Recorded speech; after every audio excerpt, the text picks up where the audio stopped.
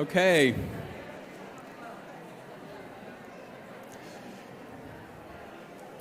Welcome back.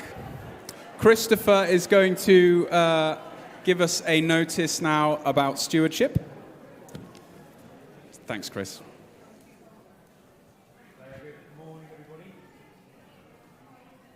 Switched on. There we go. Right, try again. Morning, everyone.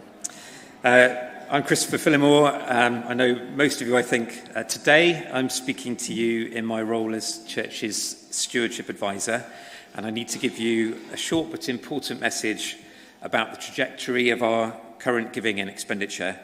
So if I just have your attention, please, for the next couple of minutes. I've forgotten the clicker. Oh, thanks, Tim.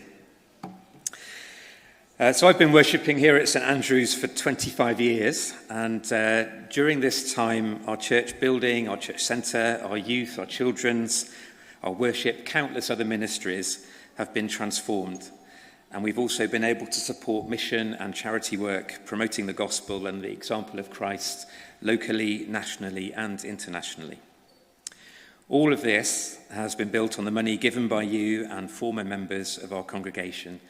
And of course, we thank you sincerely for past and present generosity. However, those of you who were at the APCM meeting last month would have heard about our worsening financial position over the last 3 years due to a growing gap between our income and expenditure.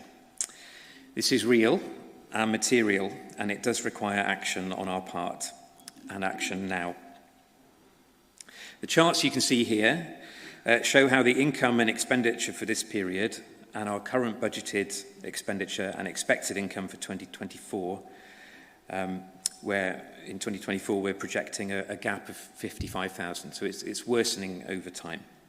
And while we've been able to draw on financial reserves to cover the deficit in recent years, as a charity we are required to balance our books, and it's not a responsible and sustainable way to use our reserves, which are now quite quickly being depleted. Additionally, of course, the church is not immune from inflationary pressures in the cost of energy, wages and salaries, food, materials. And while the PCC and its finance committee have done their level best to control expenditure, which you can see in the blue columns is almost flat since 2022, despite the upward push of inflation. So the way out of our position is to increase our church income, and that means you and me and all the members of our church giving meaningful and prayerful consideration to increasing or starting giving from today. This will enable us to continue the amazing range of ministries we have, including new outreach into our community. And the after-school club thing is a perfect example of that. The alternative, if we do not increase our income, is that we will have to look at options to reduce expenditure to balance the books. And this may need to include reviewing the composition and size of the staff team and its associated costs. The good news is, it need not come to that point. God is faithful. And as we pray every week in the Lord's Prayer for him to provide for us, let's continue to work with him and respond with grace and generosity to meet our challenge. So a reminder then of the key points and how we need you to respond. We're a growing church, investing in our children and youth provision, and we want to be a resourcing church, sharing the gospel and helping other churches and our community.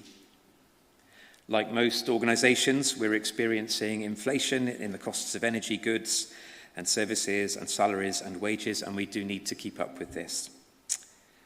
We'd love everyone in our church to be a giver, no matter how small the amount. If you feel you're a member of the church, we'd love you to be a giver to the church. For existing givers, we're asking you to consider the level of your giving to our church, and could you increase it just even by a modest amount, 5%, 10% say, or just by a few pounds each month. For those using the parish giving scheme, which is most of us when it comes to regular monthly giving, please do opt in to automatic inflation adjustment when you next log in to PGS or phone them to adjust your payment. And you'll have an annual uptick then, in an automatic annual uptick in your giving. For newcomers to our church, or for those who've joined recently and are not yet giving, we're asking you to join the giving community. There are a few ways to do this, but the parish giving scheme and regular bank standing order are the most popular and the most efficient as well for our church office team. So why not act now? The QR code on screen will take you to the parish giving scheme page for our parish, and you have permission to take out your phone and scan it. Maybe keep the page open in your web browser and return to it later to do the admin. If you're an existing parish giving scheme giver and you scan the code, you'll need to then go into to sort of sign in to amend your giving. So there's the center image there is from my phone. So you click the little three lines top right, and then there's a sign in option in the menu that follows, and you'll tip into an online journey, and you can then follow the journey to amend giving. If you give by standing order rather than through parish giving, perhaps set a reminder in your phone now to log into your bank app and make an amendment later today. Or if you're going to be a new giver and you prefer a more analog approach, then pick up a blue giving leaflet. There are plenty of these outside on the welcome desk in the concourse.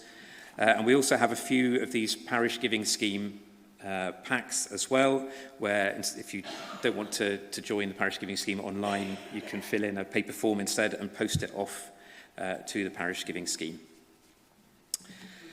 Any time then, if you have any questions on giving or need advice on how to start or change your payments, then please do come and talk to me in absolute confidence after the service today or on any other Sunday. It doesn't have to be today.